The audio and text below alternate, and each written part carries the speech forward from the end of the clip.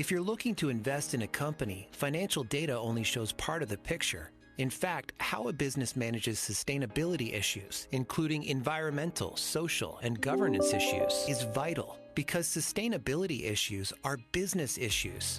And when managed well, a company's financial performance will show it. Investors can best decide which companies to invest in only once they have the right data at their disposal.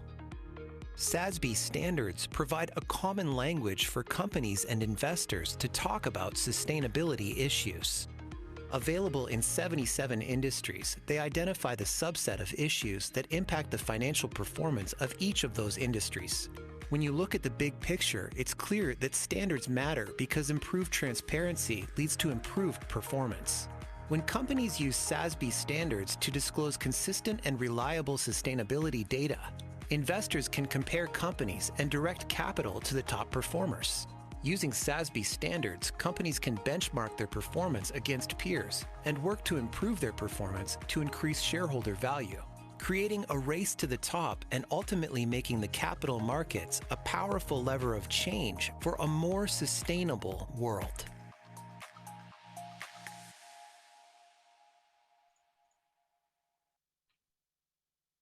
Hello and welcome to part one of our 2021 SASB Standards Implementation Webinar Series. I'm Neil Stewart with SASB, speaking to you from New York. Hello, my name is Tanja Castor from BASF, an international chemical company, and I'm speaking to you from our headquarters near Frankfurt in Germany. Hi, I'm Savita Subramanian, and I'm the head of ESG research at Bank of America Merrill Lynch, and I'm also the head of equity strategy, and I'm joining you live today from Seattle. And hi, my name is Lynn Xia. I'm one of the associate directors of research at SASB and joining you from San Francisco today. And thank you very much to our audience from around the world for joining us live. As with last year's implementation webinar series, the interest has been remarkable. More than 2,500 people from more than 25 countries have registered for this series, primarily sustainability officers and ESG consultants, as well as investors, investor relations, and legal. Now, this is part one of a 4-part series designed to guide companies on the path to implementing SASB standards. A recording of today's webinar with the slides will be made available to all registrants. Look for an email after the event. And we invite participants to submit your questions throughout the program, and we'll take as many as possible. Please use the Q&A function in Zoom. There are a lot of things happening currently in a very fast-changing world of ESG reporting, not least of which is SASB's imminent merger with the International Integrated Reporting Council, IIRC, or the setting up of a global sustainability standards board under the IFRS Foundation, or the G7's new vow over the weekend to make TCFD reporting mandatory right across the world's wealthiest economies. But today, we're focused on SASB standards implementation, and we have limited time, so I'm sorry if we have to leave out any questions that are beyond that scope. Over the next 4 weeks in this series, we're going to study the corporate journey with Lockheed Martin and ABN AMRO. We'll examine the investor use case with UBS and Canada's PSP. And we'll conclude with a deep dive on disclosure quality, including standards, alignment, governance, controls, and assurance. But today, we're going back to basics, back to our origins a decade ago when SASB was born in response to a pressing market demand. For investors to understand ESG risks and opportunities and how companies are managing them, businesses must show ESG's implications for enterprise value. In this webinar, we have the view from the investment world, from a company, and from SASB, the standard setter. And we're going to dig into that performance connection so that you, as report preparers, can explore which ESG factors matter, how they affect a company's financial condition, operating performance, risk profile. There are 2 critical facts to remember about the SASB standards. 1, ESG is not one size fits all. Different industries have different risks, and sometimes the same risk, like climate, spans nearly all industries, but often in very different ways. Each SASB standard provides the subset of topics likely to be material in that industry, along with the associated accounting metrics. 2, a company should determine for itself which SASB standard or standards are relevant to its business and which disclosure topics and associated metrics to report. And a third and last critical fact to remember about SASB, ESG reporting is not an end to itself. By measuring and benchmarking ESG performance, companies can manage it and improve it for the good of the business, shareholders, people, and planet. Now let's start with the investment world, and there are few better to give us that view than Savita Subramanian, with her declaration and quantitative proof that she had never seen anything as effective as ESG characteristics when it comes to anticipating future earnings and volatility. Savita really helped open the floodgates of ESG investment over the last half a decade. Savita, help us start to understand the connection between ESG and performance. Sure, Niels, and thanks so much for having me. It's exciting to be presenting today. So I wanted to start by talking a little bit about, what is ESG investing? So let's just really go back to basics and think about what we mean when we talk about ESG.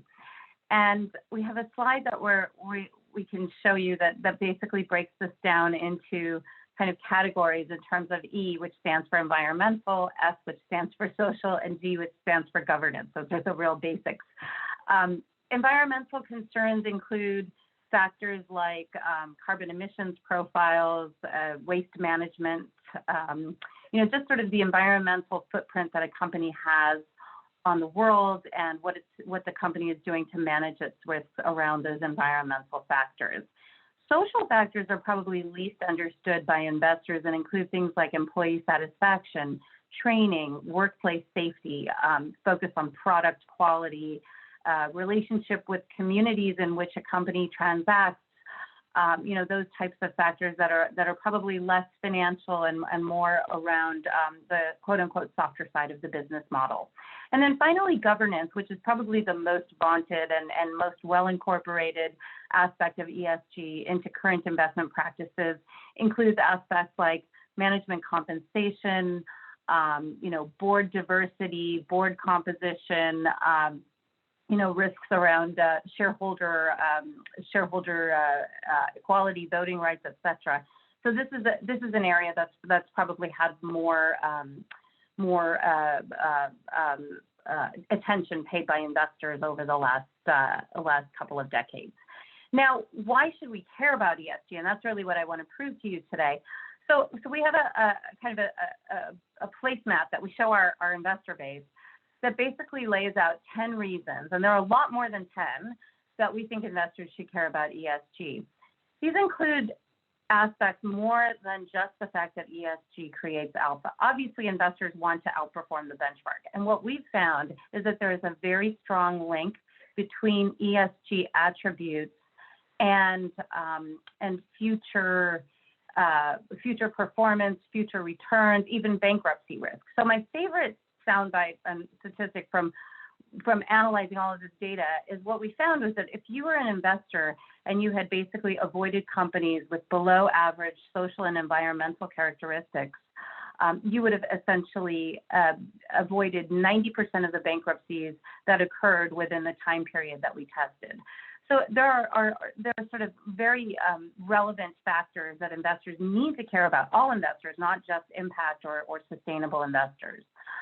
So I think what we found is this very kind of prescient linkage between ESG components and attributes of a company and their future earnings profile.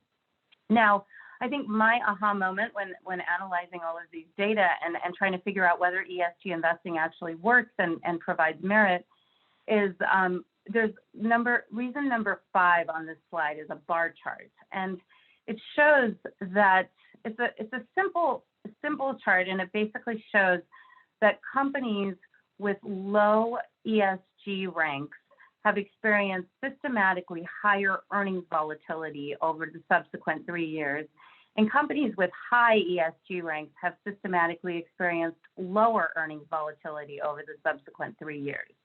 Now, why was this such a big deal? Well, I've been a quant analyzing factors for the S&P 500 for the last 20 years. And I'll tell you, it's really hard to find anything that works in terms of forecasting returns for S&P 500 stocks. So, and what we found with ESG factors were that they were actually better predictors of risk, future risk, than many of the measures that we learned about in business school, like leverage ratios, Altman Z-scores, the standard characteristics that we've learned about as financial risk barometers failed to match up to the predictive power of ESG measures. Now, why is this the case? Well, when you step back and you think about what ESG factors are measuring, it's things like how satisfied is the workforce at this company. Now, if you think about technology companies, for example, the number one risk to a business model of an innovative tech company is having smart, talented employees leave and go elsewhere. So what we found is that ESG factors can actually be more prescient indicators of risk and opportunity than some of the standard leverage metrics we learn about in business school. The other reason that we think that investors need to care about ESG today is reason number 3 that we show on this slide, which is basically that assets in the U.S. and especially within the S&P 500 have grown much more opaque. 70% of assets sitting on S&P 500 balance sheets are what are considered intangible assets. They're basically not accessible by looking at financial metrics, but you need to think beyond that to aspects like brand and kind of reputation and factors that can't be captured by financial measures. So if 70% of assets sitting on the average company's balance sheet are incalculable by standard financial measures, we really need to be thinking about ESG.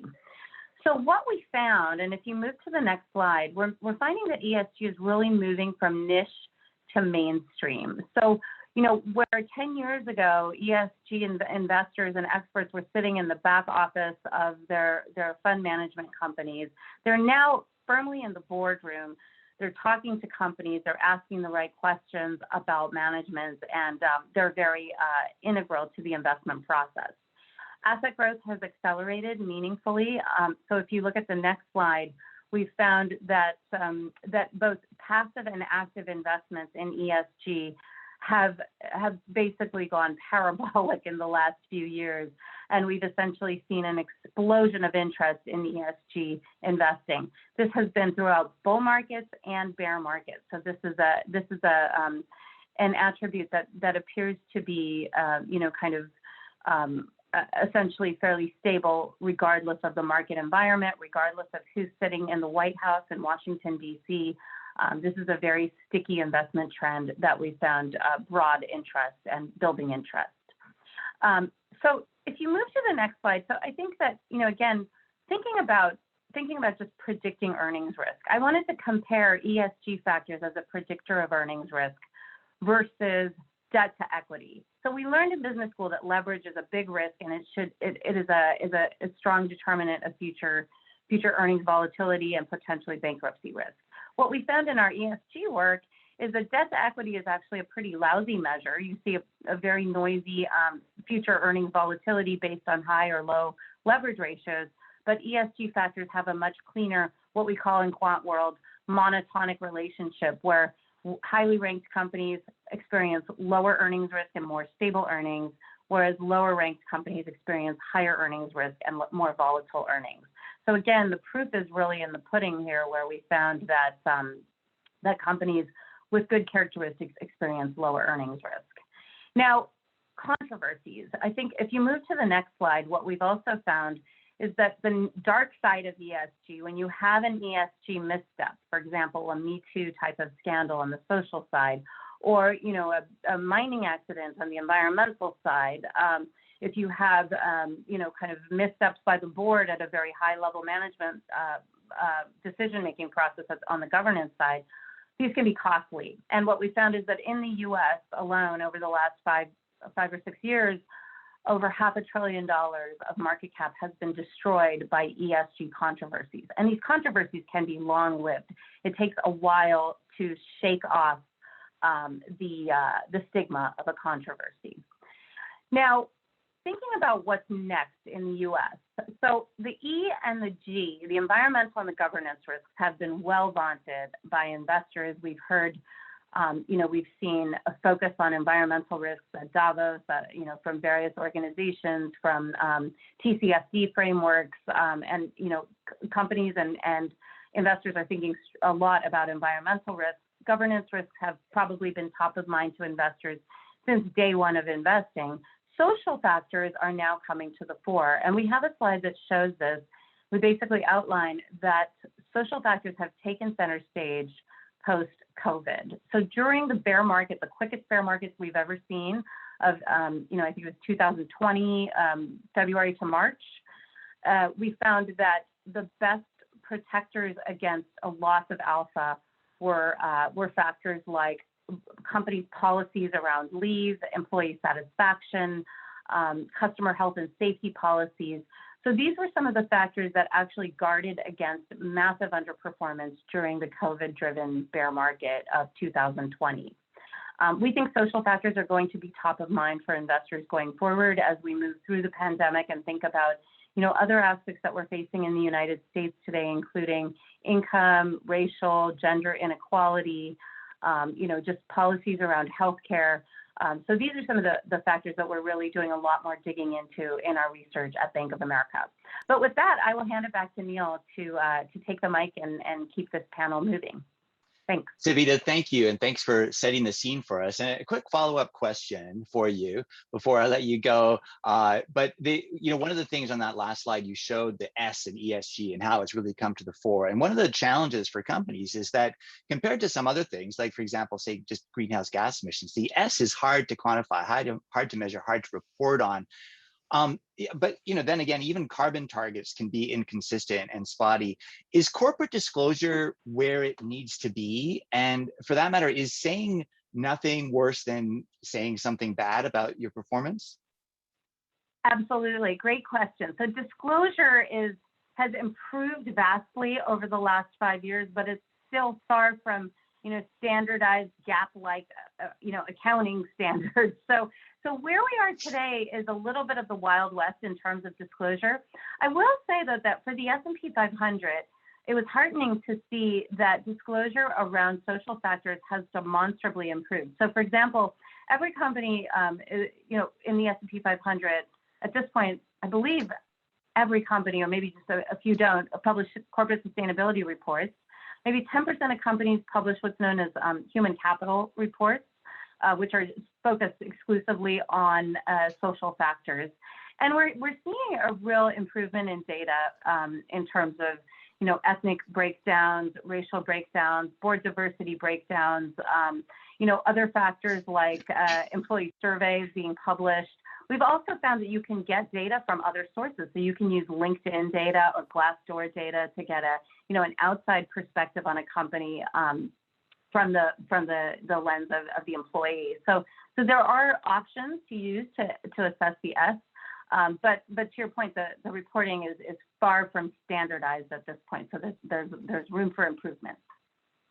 Great, Savita, thank you. We'll come back for more questions later, and we are getting some good questions in from the audience. But let's turn now to the corporate perspective from BASF, the German multinational chemical company, more than 110,000 employees worldwide. Last year, nearly 60 billion euros in sales. BASF has long been a pioneer in investor-focused ESG reporting. Back in 2007, it was one of the first German companies to begin integrated reporting. So joining us is Tanya Castor, senior expert, BASF sustainability strategy, focused on integrated reporting and steering. So Tanya, start us off and describe BASF's range of external reporting and how you deal with the so-called alphabet soup. Yeah, thank you, Neil. Yeah, indeed. So the alphabet soup, sometimes it's quite hard to digest for preparers of corporate reports. But actually, and you mentioned it, we have quite a long-standing history in publishing environmental reports since the 1980s and publishing the integrated reports since 2007. And what is one of our learnings is that we definitely focus on these reporting standards, which really help us not only to deal with our stakeholders and shareholders' requests, but also help us to further develop our ESG processes internally. So standards which really help us to further move on this journey in terms of integrating ESG in our core decision-making processes, for instance. And the IR framework from the IARC helped us tremendously. So this principles-based approach when it comes to better to get a grip on these kind of interdependencies between non-financial and financial performance. That's really interesting. So, normally this is a discussion of ESG reporting, but you went right to the heart of management processes, of changing perspectives inside the company. So integrated reporting and other, your other investor-facing measures and metrics and reporting are ways to have that dialogue inside the company as well, right? Definitely. And so to make these connections between finance and sustainability. But now, introduce us to SASB, where SASB fits into this, and how we might complement what you had been doing for already.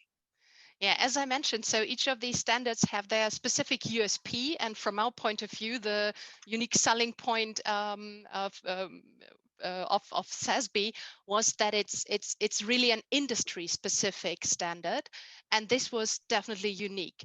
So we had to deal with all these very general ESG reporting standards, like the standards from the Global Reporting Initiative, for instance, and we always have to deal with some very specific indicators, which are where we have to say, well, this is not applicable because we do not have this as a chemical company, and so on and so on.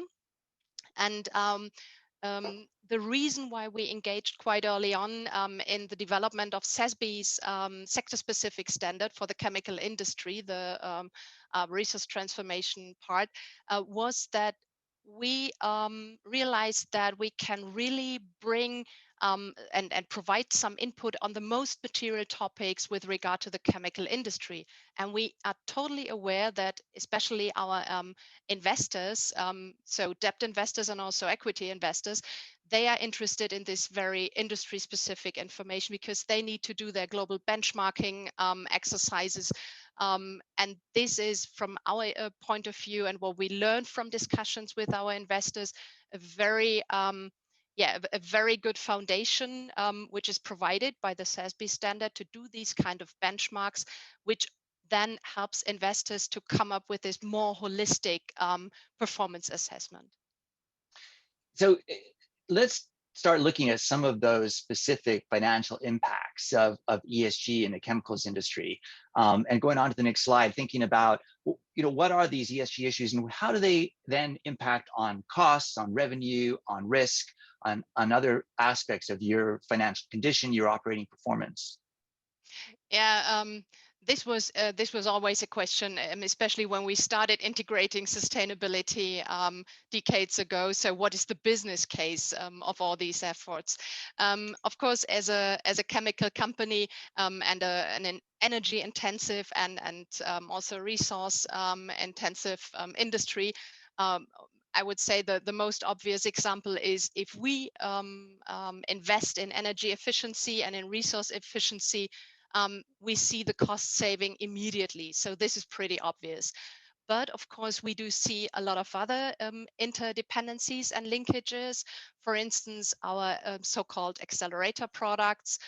These are products with a significant sustainability contribution where we see increased sales, higher profitability, increased customer satisfactions. Customers are willing to pay a price premium. What we can also share is for instance, investments in sustainable supply chain management. So if you invest in not only pure risk assessment and audits and all these typical stuff, but also in capacity building, you are able to to deal with risks in specific supply chains, this will help you to get more robust and resilient supplier relations. This is what we experienced. And even in very critical supply chains with some high risks, we are able to stay in business, because this is these are examples, especially in the field of battery materials, for instance, where we used to set up some partnerships with stakeholders along the whole value chain, so with customers, NGOs, and so on, to secure these supply chains. And last but not least, this is what I have to mention because this is pretty new to us, in terms of corporate financing. We see some really interesting developments. So we issued our first green bond in 2020, and I would say that we are only able to use these new tools of corporate financing as a chemical company. So it's not the natural fit as a chemical company to issue a green bond and to find investors. And what we experienced is that the investors gave us the feedback that they really trust in what we do, and this was not only due to some desktop research they did, but they say, well, it was mainly due to the reporting efforts they see and how we integrate ESG in the core steering of our company. Remarkable. So we see some clear connections there then between these ESG issues and the Definitely. overall performance of the company. Let's circle back now to that improvement aspect of this and performance improvement. And what are some of the specific changes within BASF that have come about as a result of the integrated thinking that you engage in, whether it's remuneration or other aspects of your management? Yeah. Yeah, and I can tell you that this is definitely mainly due to our integrated reporting journey. So what we see is a very, very close collaboration between us. So we are located in the corporate strategy, which I think is quite a good position from an organizational point of view in a company. And we closely work together with our colleagues from corporate finance department, so from treasury to also our colleagues from investor relations. So we have a sustainable finance roundtable, and we work together on a daily basis. And what you mentioned is how we integrated ESG in the DNA of BASF. So for the first time ever in our more than 150-year company history, we included ESG-related KPI in our board's remuneration scheme. So our supervisory board, for instance, is closely observing our ESG performance and decided to include the most relevant KPIs for steering in terms of ESG in the target agreement of our board of directors. Great. Now, a quick Which helped question. us, by the way. Okay. A quick question from the audience is how long it took BASF to implement the SASB? Yeah, so starting from our engagement when it comes up to developing the SASB standard, this is what we did in 2014 and 2015. But actually, the implementing process, I would say, took us based on a long-standing history, I have to admit, of reporting. It took us 6 months to set up the system, and then actually, I would say 2 months to do all the technical stuff in terms of providing the online index and the additional information. But I have to say that I have a brilliant team of colleagues who are involved in reporting topics. So there was already a very robust and solid foundation to build on. Good. Tanya, thank you. That's a great introduction to how one company is incorporating both integrated reporting as well as SASB as some of the sort of investor-focused aspects of a broad suite of external reporting. We're going to next kind of complete the circle with the accounting standard setter, with SASB. SASB provides a roadmap to this world of sustainability, of sustainable business and investment by zeroing in on the subset of ESG topics that matter in each industry. So the standards are maintained by a research team, 13 strong and growing, represented today by our Associate Research Director, Lynn Xia. And Lynn, please walk us through now how SASB illuminates the financial impacts of ESG.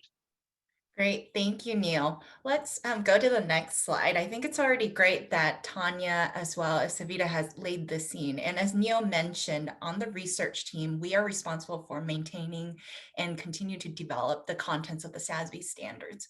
And in a big part of our role, we're constantly engaging with the market, with attendees like yourself, understanding what companies and investors are experiencing in ESG implementation. And we constantly hear, I think, shared goals that you see on the slide. There is that desire to really improve environmental and social outcomes, and equally from a company as well as an investment perspective, maintain that sustainable performance, that firm value created today isn't compromising the long-term value creation in the future. If we go to the next slide, equally, we do hear some pain points, I think already echoed earlier by the other panelists, especially from companies that are earlier to the ESG sustainability journey. We hear there's questions on, how do you prioritize when there's such an information overload of different sustainability issues? And then from investors, as well as with companies internally looking at things, some frustrations with when you look at different ratings or rankings that are generated from sustainability reports that are produced, it can be all over the map, and that can produce challenges and buy-in internally with management, the board, as well as just confusion on what do all the different frameworks and standards mean. We can go forward to the next slide. Certainly, I think Savita has already mentioned that standards can improve transparency to help drive capital allocation to get to that outcome of that improved environmental and social outcome. The standards are used to disclose information that then investors can take to compare company performance and furthermore allocate capital forward. If we go to the next slide, that bottom left square is really where there's still some challenges. How do investors effectively compare company performance, and equally, how do companies use standards to disclose those most pertinent comparable ESG data? And this is where SASB comes in to the scene. And if you go to the next slide, SASB standards are organized by industry, and they identify the issues that are most likely to be financially material for each industry. And we recognize it's really different. If we go to the next slide, you can visually kind of see a point that Savita had already noted before, as well as Tanya echoed, that SASB standards includes a subset of sustainability information that's most likely to impact the financial performance of one company's long-term enterprise value. So visually, if you think about, there is always the universe of sustainability issues captured sometimes in other reporting frameworks. In developing the SASB standards for each industry, we funnel that through and thinking through what the business models are, what are the actual financial impacts of an industry to arrive at the set of disclosure topics and metrics for an industry. So if we go to the next slide, we'll take a look at an example of how this manifests differently in the different industry standards. This is an example of really looking at managing environmental impacts or risks, and you can see this plays out very differently between two example industries, a non-alcoholic beverages as well as an insurance provider. So first on the left, environmental impact as far as water, it's a big operational business activity and risk for non-alcoholic beverages. And in turn, SASB's non-alcoholic beverages standard includes a disclosure topic on water management, includes metrics directly on water consumption, water withdrawal, as well as discussion of how water management risks are faced by specific companies, as well as the strategies to manage them. Now, if we go to the right side, we think about the operations of an insurance company is not facing the same water scarcity risks, or let's say producing similar GHG or energy GHG emissions and energy consumption needs compared to a manufacturing facility like non-alcoholic beverages. However, when we think about the products that insurance companies offer, their portfolio, there is a different element of environmental risk exposure. So in turn, in the insurance industry standard for SASB, we have metrics around this environmental risk exposure of the product portfolio, looking at the maximum probable loss of insured products related to weather events, monetary losses that are attributed to it, as well as how the environmental risks are incorporated into the underwriting process for insurance, among other standards. If we go to the next slide, we'll build on this water management example just to look at how SASB then arrives at the set of different topics. There's a core tenet in developing SASB standards that we look at the financial impacts first and see the business case and business activity of the different ESG issues. In this case, around water management, in our research with the market, we saw evidence of different revenue impacts when there are operation disruptions, potentially due to water scarcity. There's CapEx expenditures on innovation, process innovation investments, as well as around water conservation. We definitely see more volatility, as well as potential increases in cost of revenue when there's pricing changes or there are needs to treat contaminated water when water sources are scarce. And furthermore, we saw extraordinary expenses that arise linked to water management or lack of water management at times. And equally, finally, the intangible assets and costs of capital on reputational risks, often linked to, for non-alcoholic beverages operating in maybe more water scarce regions and the response from consumers. And so when we go through our research on our core SASB research team, we're looking at to understand what are these financial drivers for a specific industry and using that to determine then financially material topics. And we go to the next slide. I just wanted to give you an example of the different types of industry value drivers in ESG that we have in the standards. So these are the industry specific disclosure topics. For example, you look at mortgage finance, we're covering discriminatory lending. You move over to oil and gas, we're looking at reserve valuation, capital expenditures. These are very much those high importance business linked activities that are specific to an industry. Now, you may be also wondering, well, there are ESG issues that cross industries and sectors. How does SASB treat that? Or is it that every single SASB industry standard is different? And that is absolutely not the case. If we go to the next slide, we'll go to climate, I think, as the top example of this is an ESG issue that really does cross almost all industries. And as based on our research, 89% of the market cap of the S&P Global 1200 is likely to be exposed to material financial climate risk. However, within the SASB standards, we still look at it at an industry lens to break down what are the key climate risks that manifest for that industry. For example, some it's direct physical risks, others is dealing with regulatory risks, and others it's the financial impacts and activities in that transition to a low carbon economy. And equally, we seek to understand the financial impact channels that these climate risks drive forward. And we go to the next slide, what you see is that then this flows out into the SASB standards in more specific actionable metrics for different industries. So agree there is climate risk, and we recognize that across many of our industries. However, how it's best measured at the metric level, we do distinguish that in the SASB standards. So quick examples on this slide, we already looked at the second row, processed foods, that there's direct metric on water management. We go over to electric utilities, one of the largest GHG emitter industries. There's direct metrics around GHG emissions. And as would expected, for example, for an automobile industry, the fuel economy of the passenger fleet of the products is a big part in how climate plays out in that industry.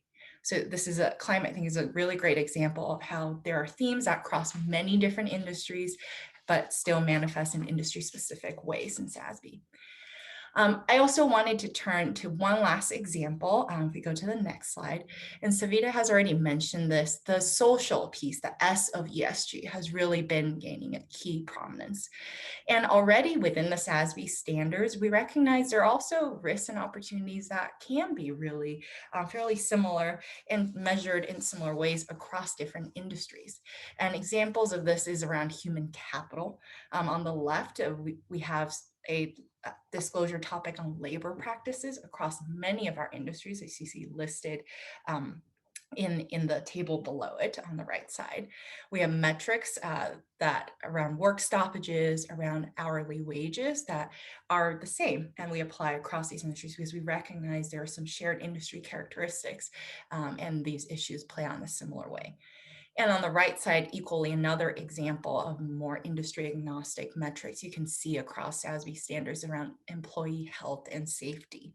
We're looking at employee kind of incident rates as well as potentially fatality rates.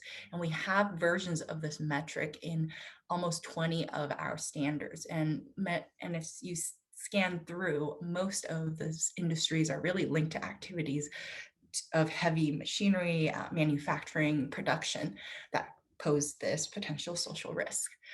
So examples of how SASB can also have industry agnostic in disclosure topics as well as some metrics. We did want to note, to conclude on the next slide, is that recognize the complexity around human capital and the focus and importance, as Savita noted. So currently we are also doing a deep dive into the human capital management topic and themes and seeing how they are reflected in our standards, everything from looking at how workplace culture and diversity may be currently captured in SASB standards to be added all the way to furthermore in labor conditions and supply chains, as well as workforce investment.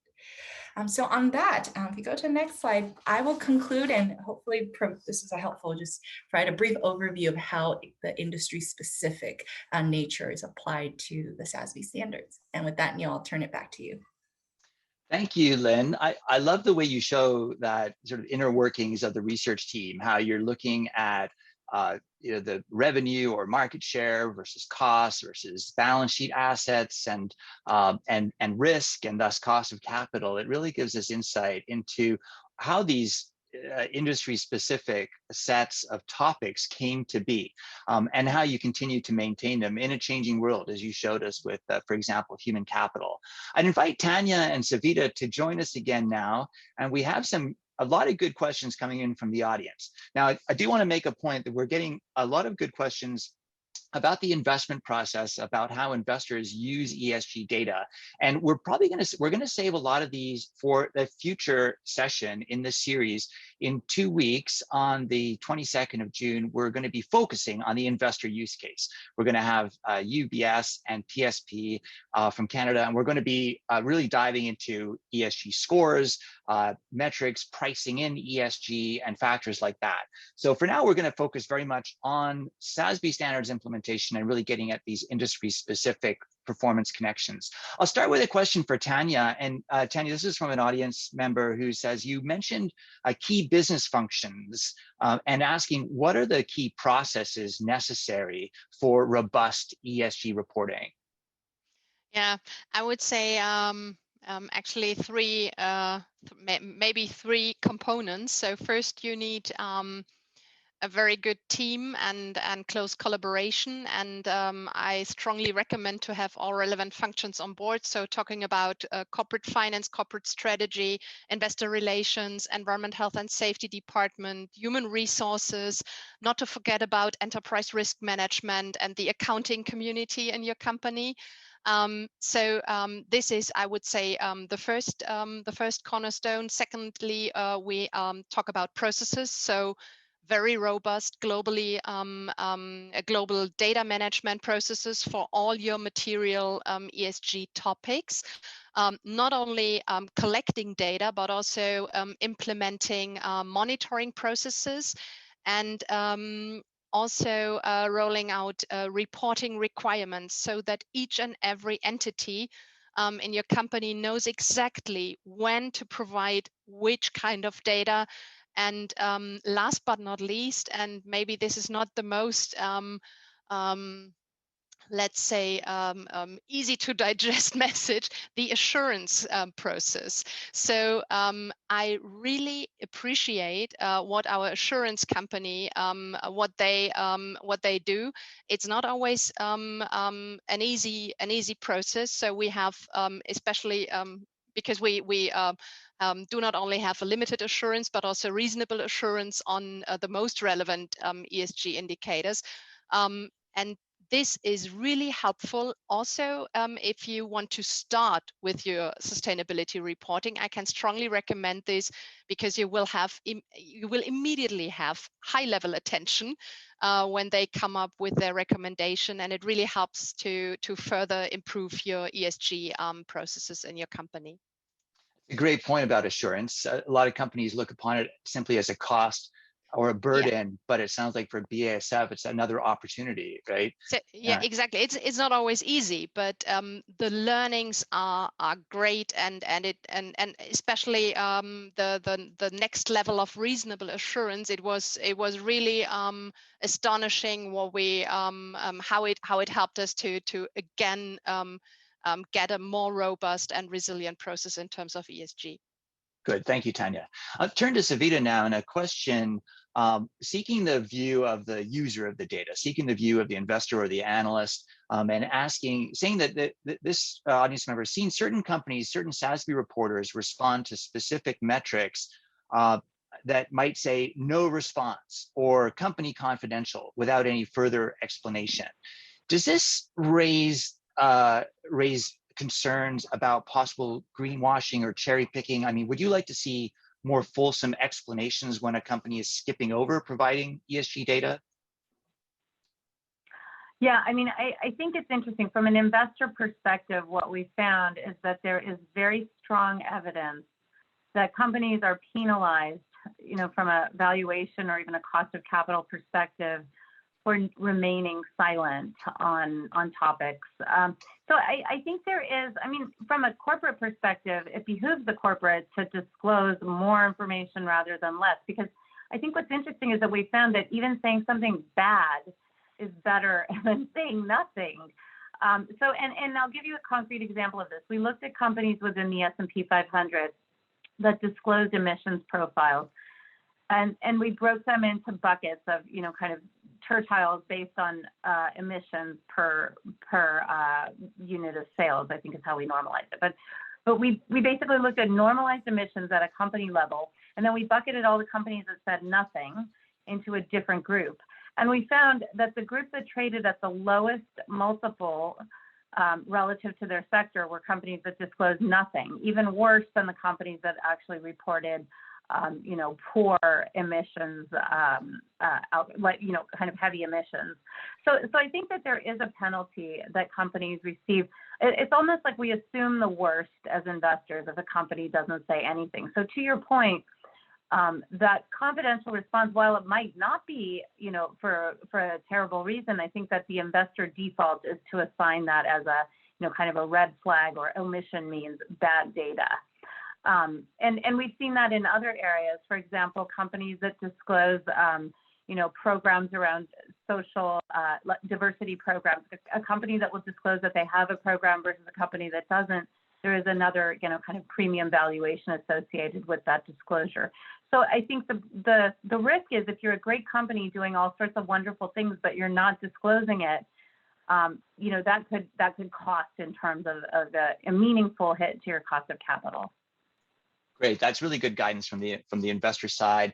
Now, from the reporter side, and when approaching the SASB standards, as we've said, as Lynn and I have said, it's up to the company to identify the topics and the metrics that are relevant to its business. And it may be that there are topics or metrics in the standard that aren't relevant to your business.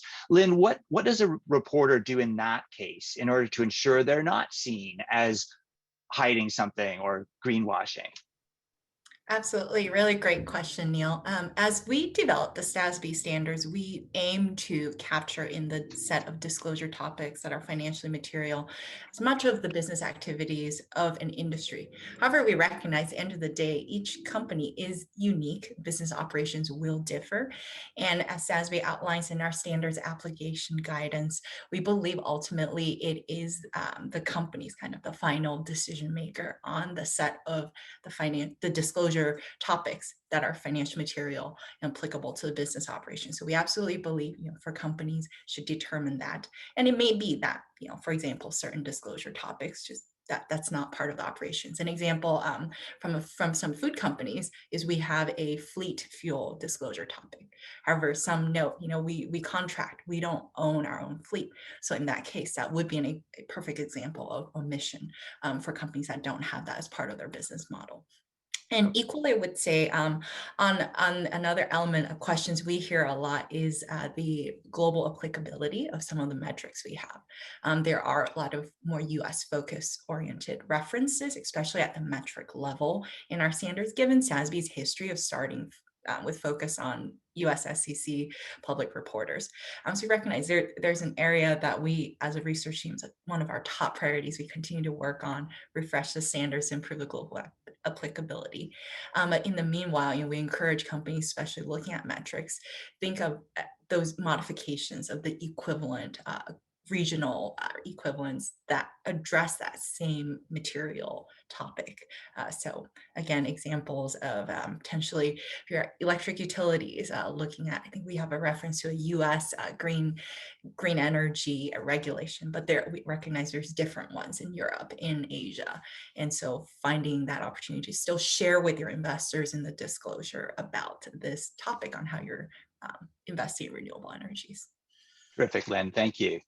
Go to Savita again, and here's a question from the audience asking about varying disclosure along market capitalization lines. That is, are investor expectations different for large cap versus small cap? And maybe related to that is when we get our expectations different for developed versus emerging markets.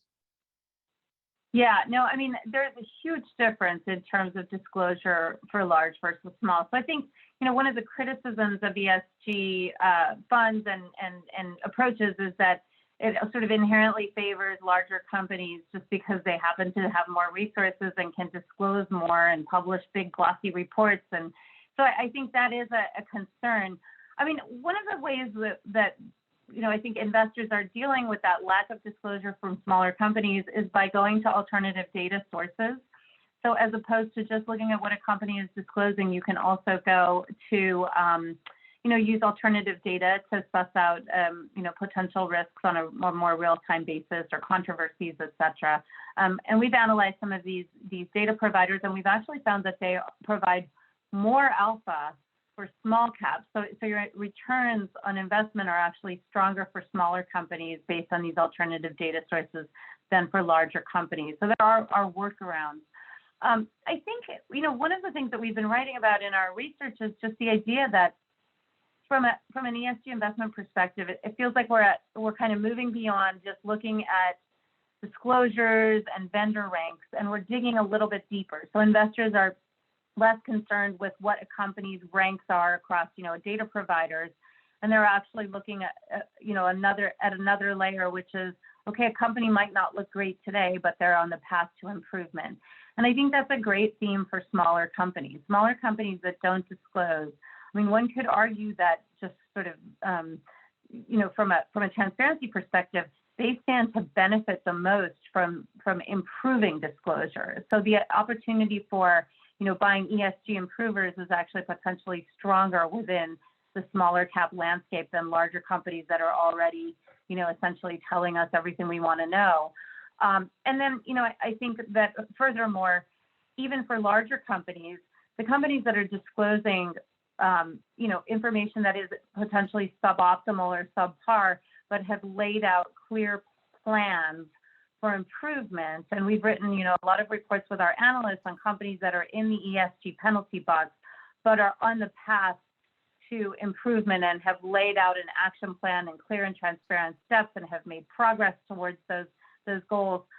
those are some of the companies that I think are sort of the next wave of ESG inflows, looking for stocks that are in the process of transforming themselves. So it's an interesting landscape right now where I think the larger companies that offer great disclosure are already, potentially, recognized for that through premium valuations.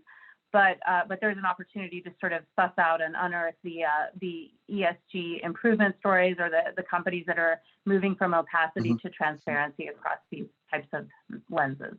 And definitely that opportunity for smaller caps to distinguish themselves, to differentiate themselves through that reporting. And here I'll say a word about SASB, which has been called an on-ramp for reporting, very suitable for small caps, for emerging markets companies, for companies new to ESG reporting. It's with the limited subset of factors to report on, it is that easy on-ramp. And related question coming from the audience is SASB suitable for privately held companies? And yes, it is used by privately held companies. It's also used by private equity firms to evaluate their portfolios.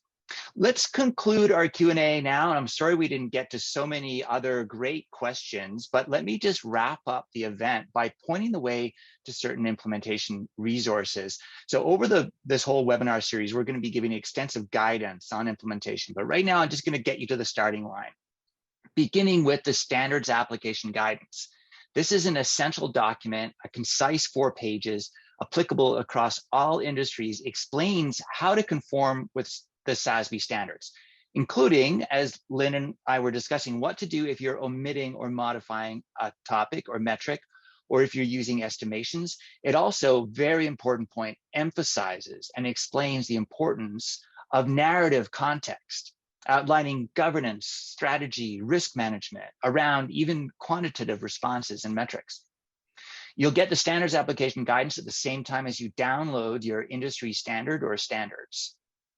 Now, speaking of that, in each industry standard, when you download it, you'll find that industry-specific set of topics and associated accounting metrics, including a summary of each topic outlining the financial impacts. And for every metric, very important technical protocols. And then for a comprehensive guide to implementation, go to our implementation primer. Every step of the process, from materiality assessment and topic selection to gap analysis, case studies, links to research, and worksheets for every phase. And next, one of the most common questions we get is which companies in my industry are reporting using SASB standards. We recently revamped our website to make it easier to filter the list of more than 1,000 companies to date by sector, by industry, or by country. And the last link of the day, if you have any questions along the way, I strongly recommend our new help desk, help.sasb.org. It has a growing library of answers, as well as a way to message SASB's technical staff if you need to. Well, that concludes this first episode in our 2021 SASB Implementation Webinar Series. Please join us next week at the same time, when we start studying the corporate journey with Raheem Cash from Lockheed Martin and Tjeerd Krumpelman from ABN AMRO in the Netherlands, as well as Stephanie Tang, a general counsel and corporate secretary, who's a member of the SASB Standards Board. If you're listening now, you're already registered. But if you have colleagues who would be interested, please pass along the registration link. For now, I want to thank our live audience for your time and your attention. And I especially want to thank Savita Subramanian from B of A, Tanya Castor from BASF, and SASB's own Lincia. I'm Neil Stewart for SASB. Goodbye.